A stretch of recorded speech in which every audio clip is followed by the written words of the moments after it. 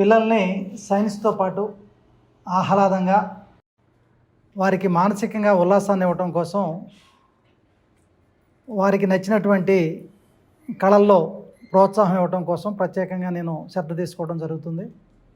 జాతీయ సమైక్యతా భావాన్ని పెంపొందించడం, ఆర్ట్ ఎడ్యుకేషన్ని కూడా మనం ప్రమోట్ చేయాలి. కాబట్టి ఆంధ్రప్రదేశ్ ప్రభుత్వం పాఠశాల విద్యాశాఖ ప్రత్యేకించి ఎన్నో కార్యక్రమాలు వికసిత భారత్ విజన్ 2047 లక్ష్యంగా బ్రహ్మాండమైన కార్యక్రమాలు ప్లాన్ చేసి అమలు చేస్తున్న నేపథ్యంలో పాఠశాలలో కూడా పాఠ్యాంశాలతో పాటు సహపాఠ్యాంశ కార్యక్రమాల్లో పిల్లల్ని ప్రమోట్ చేసే విధంగా నేను కృషి చేస్తున్నాను.